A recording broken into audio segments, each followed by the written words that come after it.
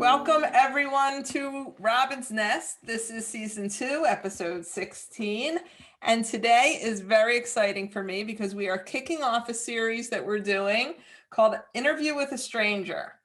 And my very first stranger is Maggie Ruley, who I met a few weeks ago when I was in Key West for a little mini vacation.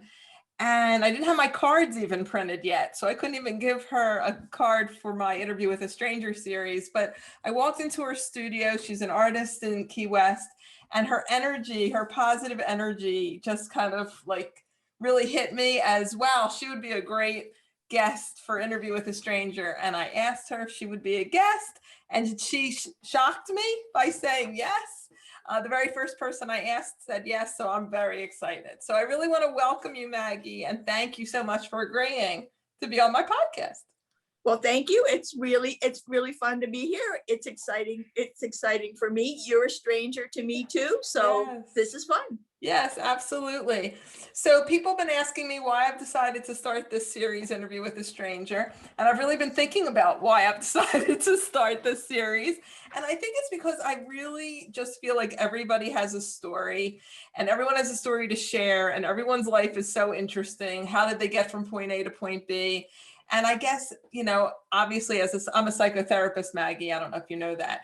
No. Yes. So I'm a psychotherapist. So I think I just really like hearing people's stories and really enjoy getting to know people that I don't know. And this was another way to do that. In fact, I don't know if you wouldn't know this because you don't know anything about me, but one thing that I did, I've been a psychotherapist for 30 years. I'm in private practice in Pennsylvania. And one way that I also tried to get to know people outside of my psychotherapy business was I started driving for Lyft and Uber. Yeah, just because I wanted to say hello to random people. And I did that for about a year. And then I stopped because a lot of people were smoking before they got in my car. And then my car would smell like smoke. And I was like, why am I doing this again? This is not smart. Yeah. So, but this is like another way in which I can get to know people that I've never met before and probably would never meet any other way, to really get to know them. So again, I thank you very much. So let me introduce you to everybody. This is Maggie Ruley, who I know nothing about except that she owns a beautiful art studio in Key West, and she's a wildly talented painter. If you're watching this on YouTube, you can see her artwork behind her. And if you're listening to this on the podcast, feel free to go over to my YouTube channel so you can see some of her beautiful art. She owns a studio called Island Inspirations in Key West. And you can find her on Facebook or Instagram at Maggie Ruley. And of course, you can find her in Key West the next time you're there. Stop in her studio and meet her in person. So, Maggie. Yeah. First, tell me why you agreed to be on my podcast. Well, it's really interesting because people come into my studio all the time and they're new. I meet them for the first time. They're strangers when I meet them. And I interview them. How did you get to Key West? Have you been here before? Where are you when you're not here? I plaster them with questions and it's fun for me. And over the years, people keep coming back and people who were strangers have turned into friends. Oh, wow. So it wasn't really it's not really out of your wheelhouse that I was asking you all these questions. Would you like to be on my podcast? You were really open to it. No, I completely get the premise of it. That's awesome. Well, Thank you. Thank you again. So let us start at the beginning, shall we? Okay. I would really love for you to just talk a little bit about your whole life story. Start at the beginning, with your parents, where you grew up, what your childhood was like, and just kind of go from there. Siblings. Okay. Grew up in a small town in New Jersey called Metuchen. It's not that far from me. Okay. My dad commuted in, it was a commuter town. My dad commuted into New York City. Everybody else in the town was the same. It was a great small town, but that was pretty much the premise of our small town. It was tiny. Everybody kind of doing the same thing. Suburbs of New York. Let's see. one brother passed Oh, away. oh, I'm so Yeah, sorry. I know. It's Mm. sad. What did he die of? Oh, cancer. Oh, Yeah, how old? too young, but that's not just something that happens to me. That happens to a lot of people. But our childhood in this small town was idyllic. I Wow. mean, or maybe you don't know, but at the time that I grew up, no one was watching their kids 24/7. We had hills and fields around us. We were out of the house in the morning. We ran all over the place, ran through fields, ran through pastures, came back at night. Everyone sat down to dinner at the table together and said, "Did you have a good day?" I said, "Yep." We weren't monitored 24/7. It was Right, pretty right. good. And the Absolutely. schools were fabulous. Great education system. I'm Yeah. very lucky. Yes. I'm in a suburb outside of Philadelphia. Okay. So Metuchen is probably an hour from me, north. Yeah. About an hour from me, but I've been through it. My mother grew up in Trenton. My father grew up in Hamilton Square. Oh, So, and my that's right brother where I was am. my brother was born in Philadelphia. Oh, wow. Well, I live in Yardley, Pennsylvania, which is right over the Oh, bridge yeah, from yeah. Trenton. Okay, so we're right Yes. there. That's so Yes. funny. See what a Yeah. small world this is? Yeah. Amazing. So help me to understand how you got from Metuchen to Key West? I went to the University of Arizona. I was going to be an archaeologist. From the time I was in 6th grade to the time I graduated from high school, I was going to be an archaeologist. Went out to the University of Arizona. Anthropology, archaeology didn't stick. Switched over to art. Stayed in Tucson for a long time. That's where the University of Arizona is. And then at one point in time, I was with a man who said he wanted to go to Key West and see what it was like. I said, okay. So how I got to Key West is a complicated story involving a man. Okay. He's not here anymore, but I am. Okay. Okay. Yeah. Wow. How many years ago was that? I came to Key West in 85. Wow. So you've been there since 1985? I have. And you live there alone? No, I have a partner. Oh, okay. And do you have Yep. children? I do by a first marriage. I have two sons. One is in Louisville, Kentucky. One is in Hilton Head, South Carolina. They both have families. I have 6 beautiful grandchildren. Wow. How often do they come to visit? Or how often do you get to see them? Do you go there? Or do they only come? You know what? It goes back and forth, but there are annual visits. That's at least. awesome. What do your sons do? One of my sons is a rep for Deep Eddy Vodka, and the other one is in finance with Tri-Arrows Aluminum. Okay, cool. Yeah. How old are they?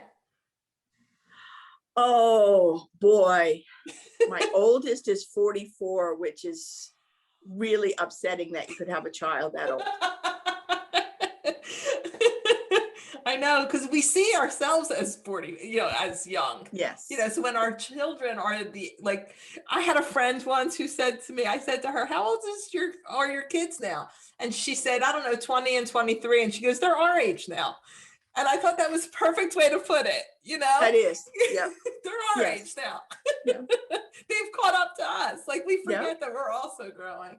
That's great. That's great. Wow. How did you get interested in art? It sounded like you were into architecture. Were you always artistic? Even No, as a I child?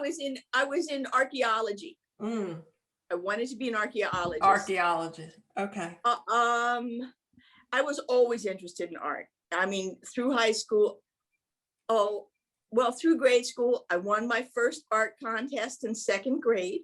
Wow. But then in high school, that town that I lived in, you were on track to go to college. Mm. You weren't on track to be an artist. Yep, absolutely. Okay.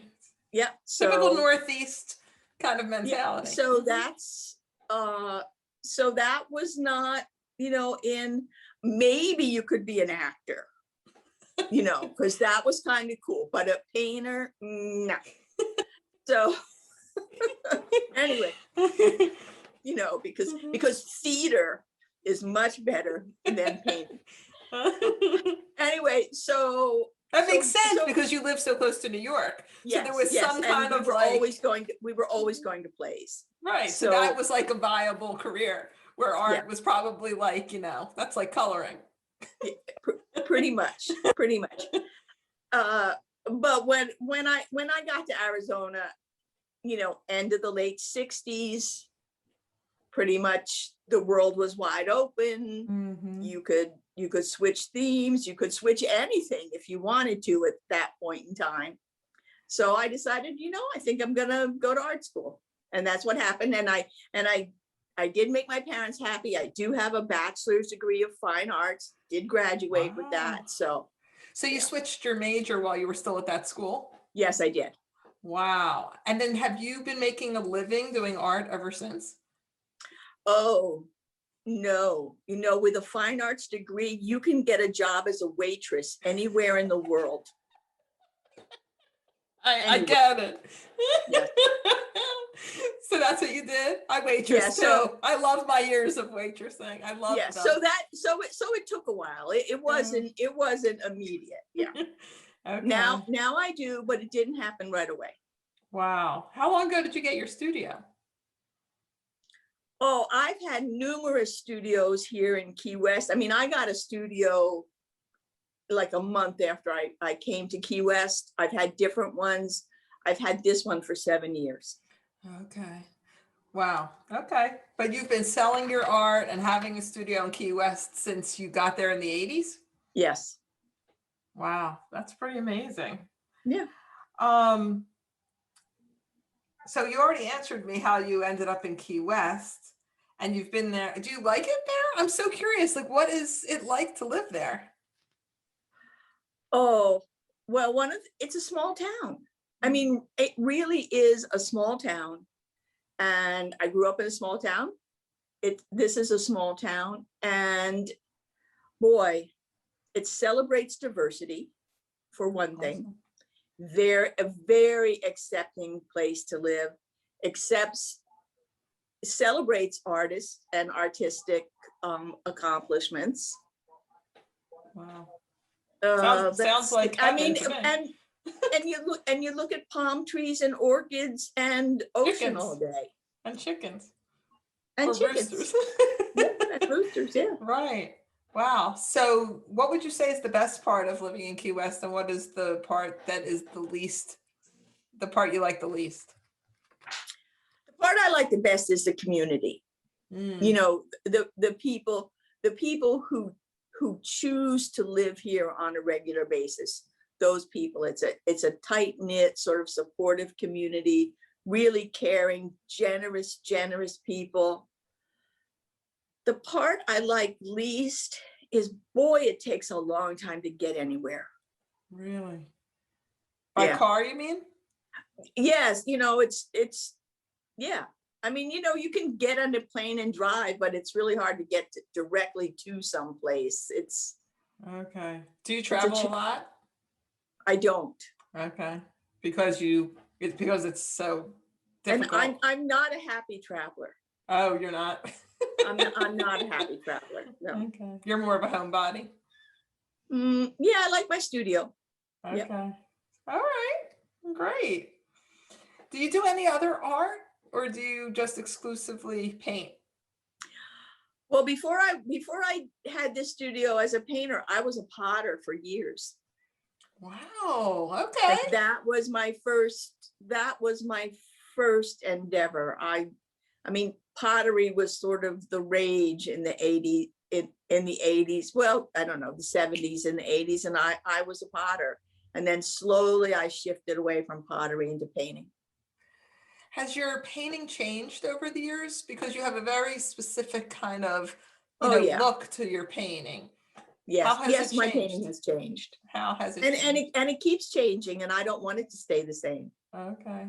How has it changed? Like, what would you say your vibe is right now? Well, my vibe is always sort of high energy and happy. Yeah. And that's how you come across too. And Yeah, it comes through in your painting. yeah. I want, I don't want anybody to be bored when they look at my paintings. Yeah. They don't have to like it. I mean, seriously, they don't have to like my paintings, but I don't want them to be bored. That would be the worst. Yeah.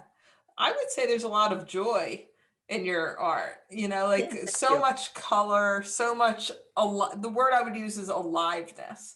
Like Good. there's just so much life in it, no matter what, like I'm looking, behind you now, like there's just so much life and there's like a story. And I think that's probably one of the things that Yeah, drew me to you. Like there's a story in each painting.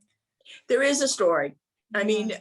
it may just be in my head, but I paint relationships Wow. between the things, the objects that are in my, in my stuff. Okay. Is there anything else about island life that you don't like other than how hard it is to get anywhere? Shopping sucks. Shopping, like, what do you mean? For food or for anything? Well, I guess the whole world has actually shifted to Amazon now. So that's like not a new thing, but there's, I mean, there's a Kmart and there's rumors it's going out of business. So, Really? and you know what, there are a few beautiful little stores in town, but in general, just shopping just isn't it's not a delight. Let's put it that way. Okay. I guess, well, it's a delight, I guess, for a tourist because they're looking for very different things, I guess, than you would be Right. looking Yeah. for. Okay. Yeah. What So about, what was it like to live on the island during COVID when everything was shut down? And how did Key West handle that? Like, what was it like there? it was like Mayberry. What's that mean? Andy Griffith, Mayberry, the town of Mayberry, tiny little town.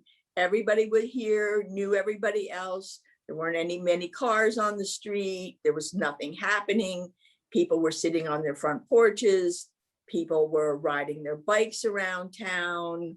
No tourists, and very few people because the county was shut down. They closed the border to people who didn't have a house here in Key West. So it was Did you it was enjoy very that? quiet. Was that pleasant for you? Yeah, it was great. I mean, business was horrible. Right. There wasn't any business. It was Mhm. horrible, but it was really pleasant. Yeah. When I was in Key West, I went on a food tour and I asked the person who was doing the food tour that question too, and she had the same answer. Like it was just very, very quiet. And I can only imagine like Key West without any tourists, just like Yeah, it's like your own little Shangri-La now.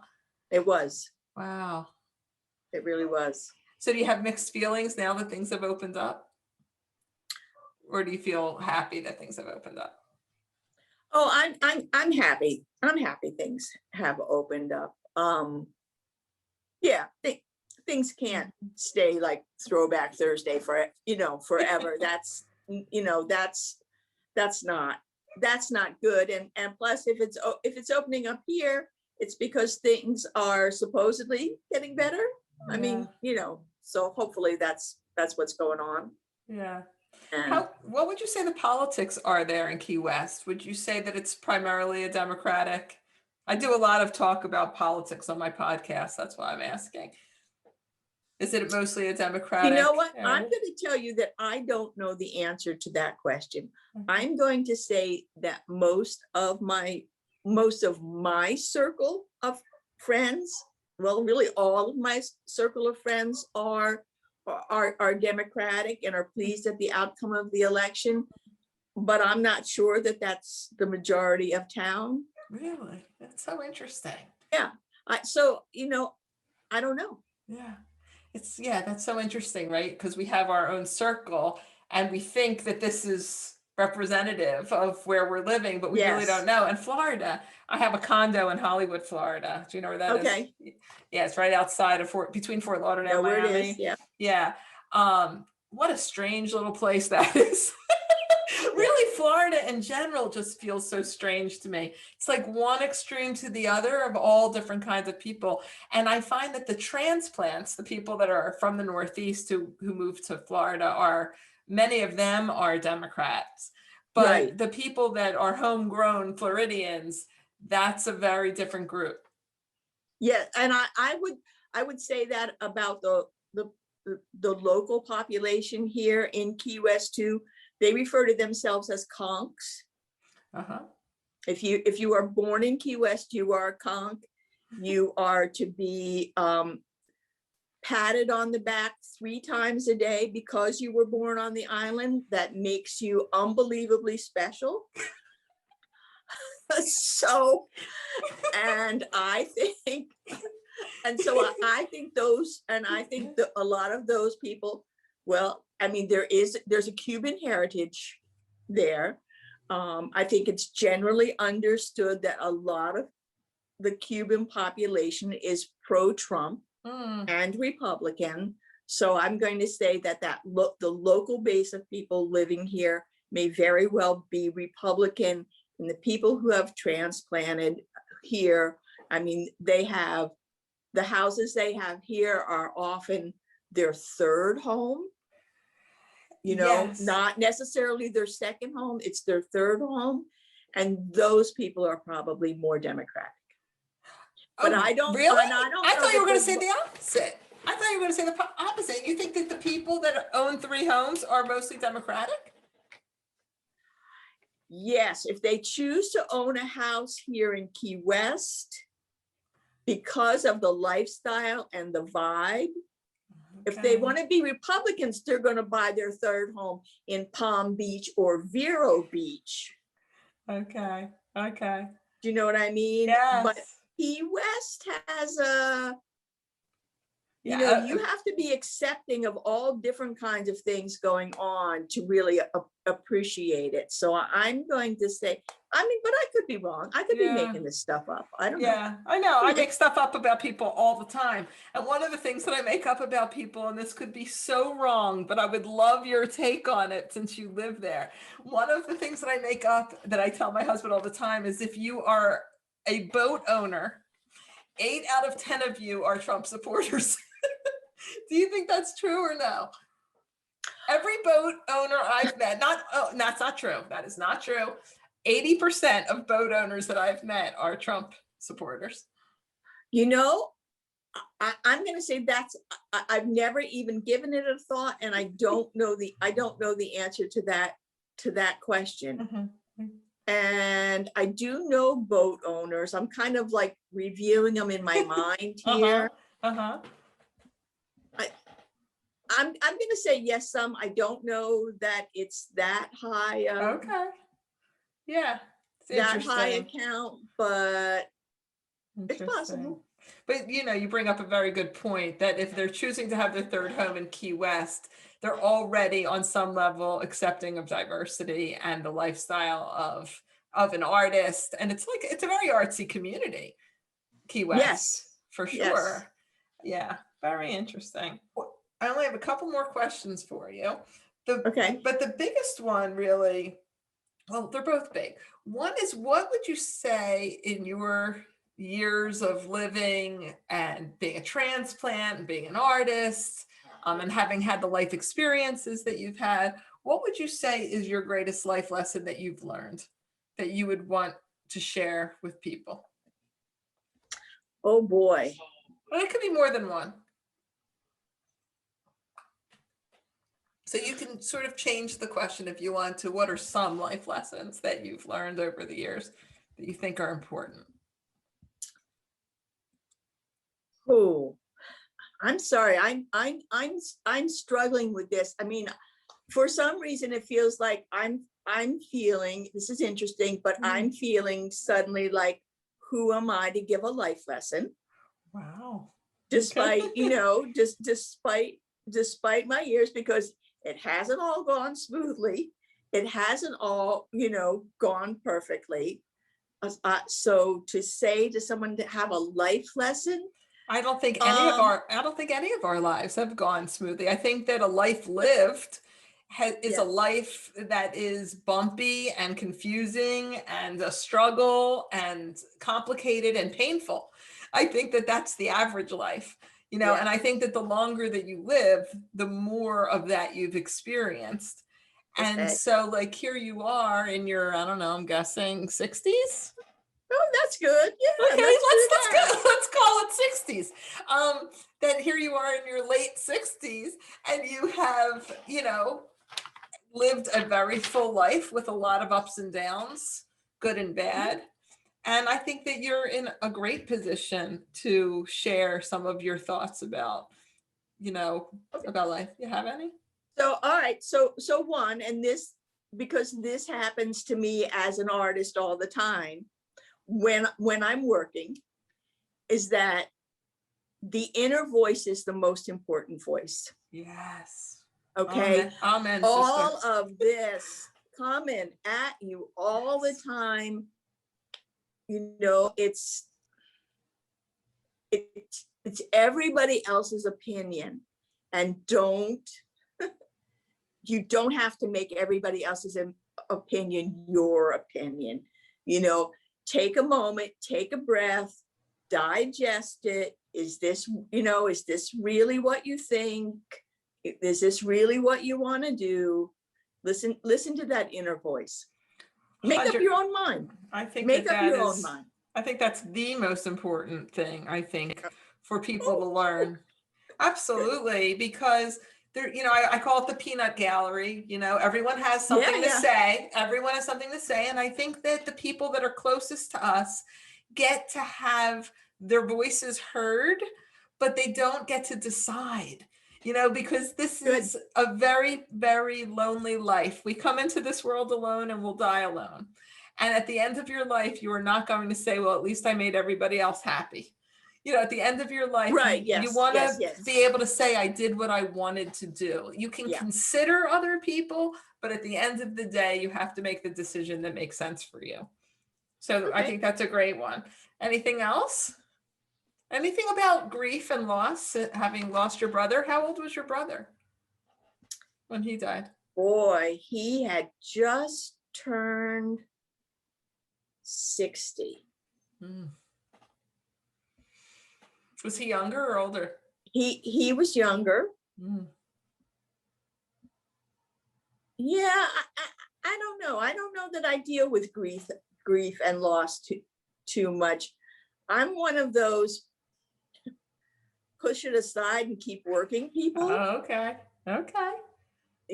like kind of stuff it down. Mhm. And I'm not sure that that's Yeah. that's That's and not, yeah. okay, because okay, and I'm not sure if my friends on Facebook are going to see this, but boy, I mean, if you look at Facebook, are you on Facebook? Oh, yeah. Uh-huh. Okay, so your feed is filled with my dog died.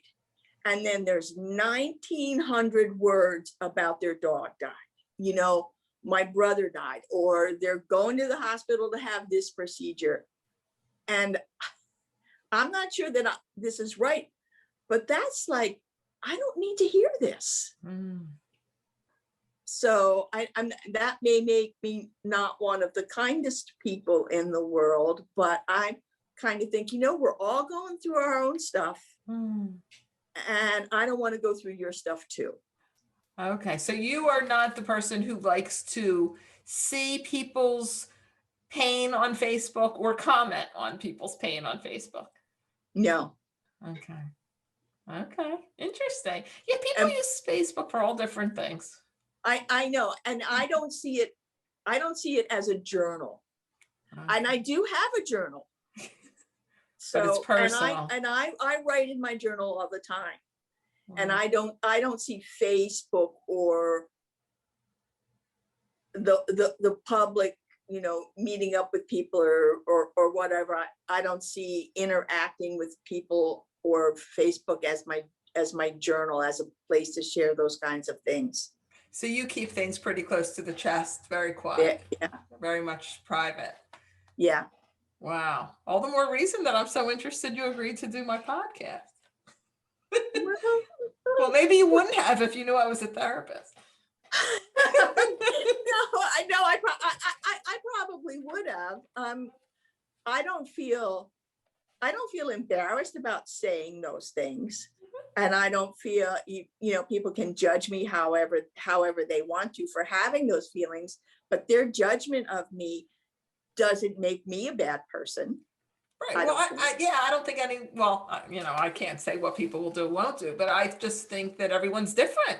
I mean, I just Right. think that everybody, I see things. I'm very active on Facebook, and people use it for all different things. For me, and probably the same reason I have a podcast, the same reason I also wrote a book.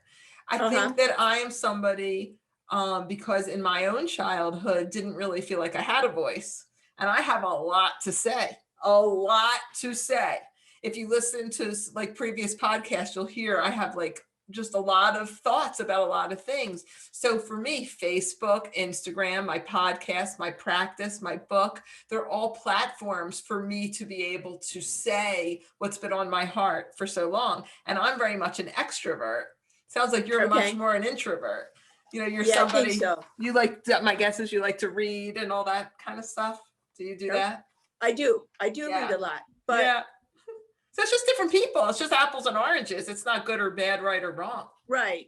Yeah. And I think a lot of people, when they post about like someone died, it's just the way it's very nice, to have support. I know, like my birthday's coming up next week, and there is just nothing like a Facebook birthday. There's just nothing like a Facebook birthday. People come out of the woodwork to wish you well.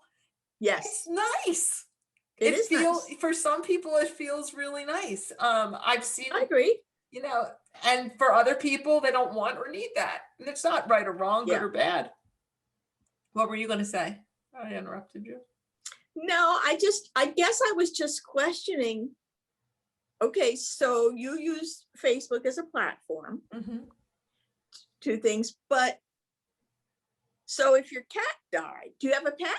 I have a dog. He's the cutest. Okay. So, I mean, if your dog, I mean, actually the pet deaths are the ones that upset me the worst. The ones that pet?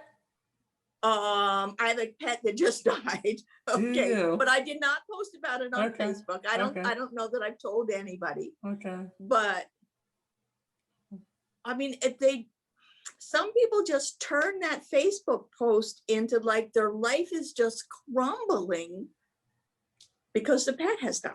And I think, well, soldier on, kid. I mean, that's been right. Well, that's been your coping strategy. Yeah, because because we talked about like how difficult life is for all of us, and all of us handle it in a different way. And your coping strategy is pull yourself up by your bootstraps and soldier on, and that works for you. And there's no judgment about that. But there are other people who can't do that, or they struggle very much to do that. I have one more sort of life lesson or advice thing. Wonderful. If you are female and you have not read Shonda Rhimes' Year of Yes, get it right now and read it. Okay. That's all I'm going to say. Get it now. You won't regret it. Any particular age group should read it, or all women of all age groups? I think all women of all age groups should read it. Okay. I will be running out to get that. Okay. Oh my God, you'll go through it so fast. Really? You like that. Really? Okay. Yep. I will absolutely look into that.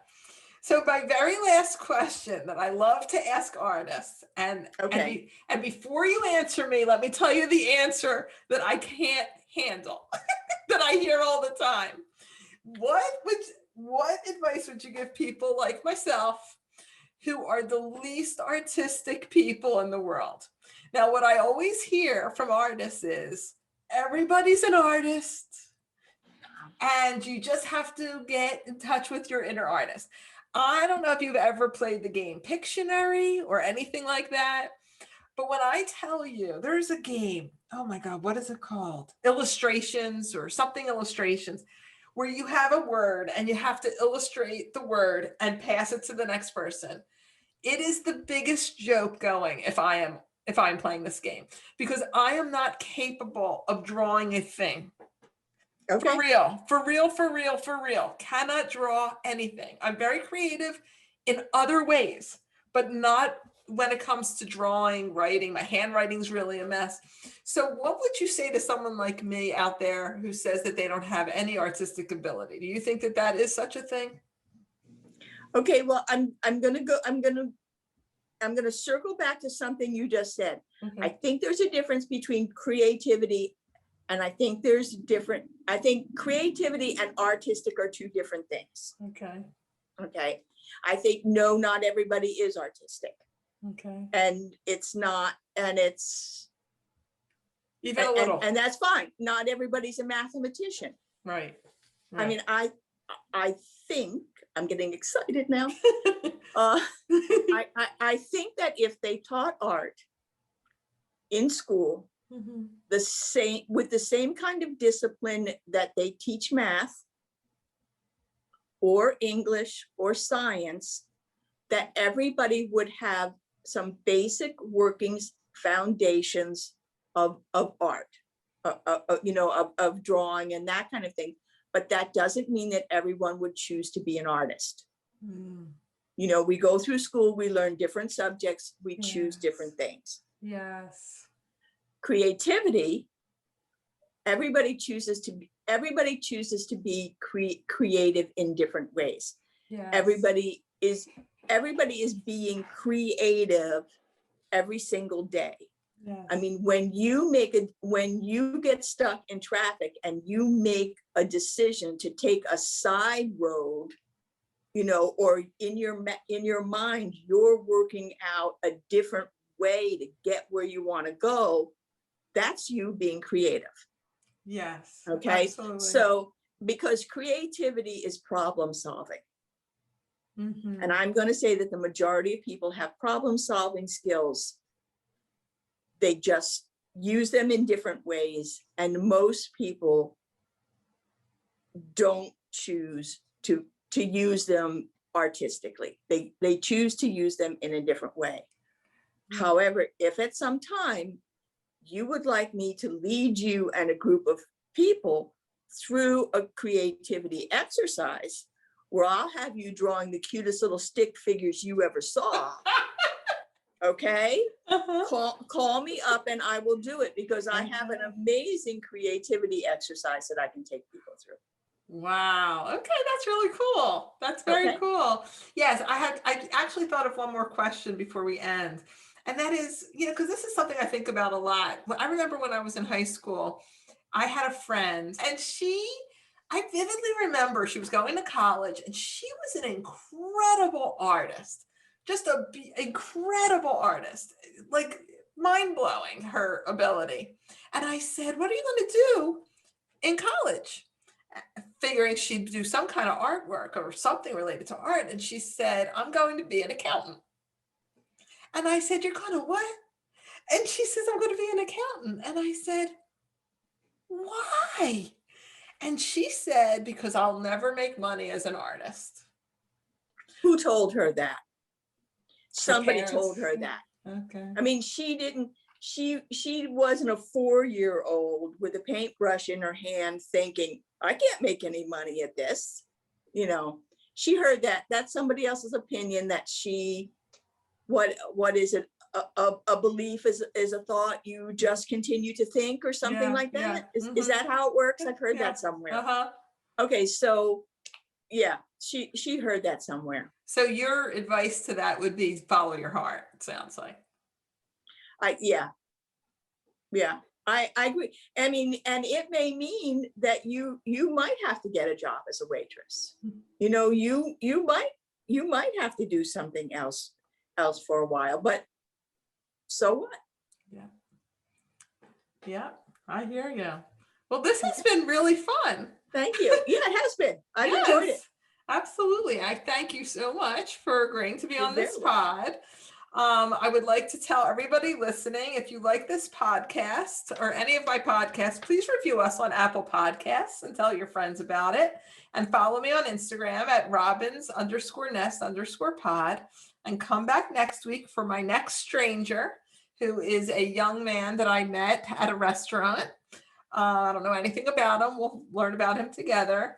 And I really want to thank the team at Robin's Nest that make all of this possible. My daughter Arlie for editing the podcast, and Carly Schoenman, who's in charge of social media, and of course my husband Larry Nekowitz, who is the troubleshooter, consultant, and fix-it guy.